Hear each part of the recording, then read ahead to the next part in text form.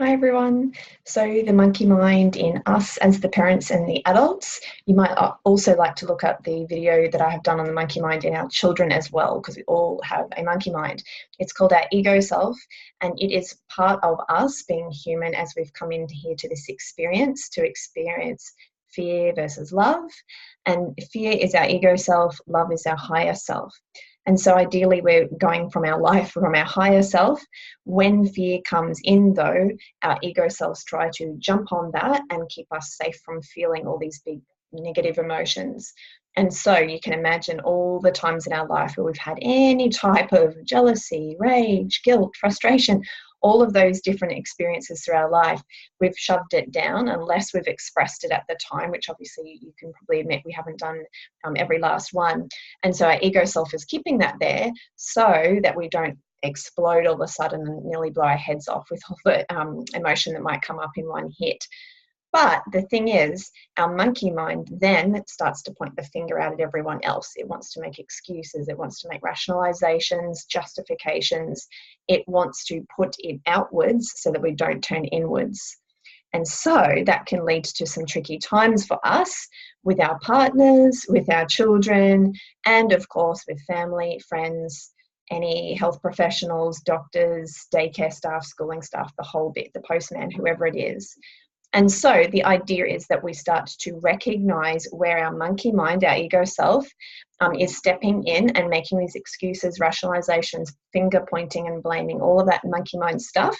And we start to go, okay, right, that's my monkey mind, and split away from it to come back to our higher self and to come back to our heart and truth and love and live from that place, not from our monkey mind that will always be trying to sabotage us until we actually can see it and we start to consciously make decisions to change that. So our children are coming in though, very much wanting us to see our monkey minds, and they will bring their best selves out to prod those buttons. So in my other video around children, of course, their monkey minds can look different and similar. Their tantrums, their cockiness, their rudeness, baby voice, all sorts of things.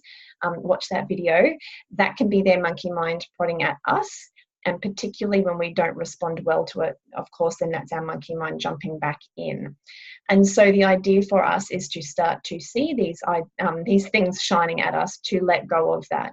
And the more we can, the more we can respond from our higher self, which takes us on the magic carpet ride of life. It brings us into alignment, empowerment, love, and then our children can break free of their monkey mind when they see us in our hearts and living from that space.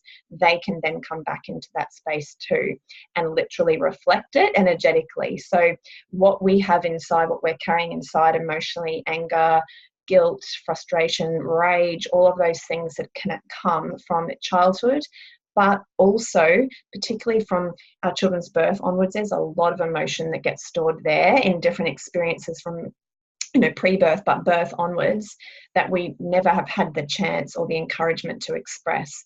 And so our children sense that and they behave accordingly.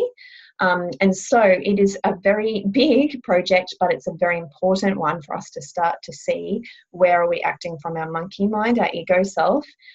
So that by the time we unravel that, we can start to see it in our children and we can really help them to break away from living out of fear and living from the monkey mind that's going to keep us small. And imagine if our children could break away from that and call it out. It's the monkey mind, it's my monkey mind, and move away from that back into their heart. That's when you can see they can go on to do amazing things, and so can we. It's never too late. It is, like I call it, a bit of a peeling back of Velcro. Sometimes it can feel hard and it feels like it's us, ourselves, making the blaming and the excuses and all of that for anything in our life. But once we start to see, oh yeah, okay, that's not necessarily me, it's my monkey mind, we can actually go, I've got a choice here. I can point the finger out, or I can look at what's going on within inside me and learn to get comfortable with those emotions that are coming up. That's the important part in emotional embodiment, is to get comfortable with that and to release it.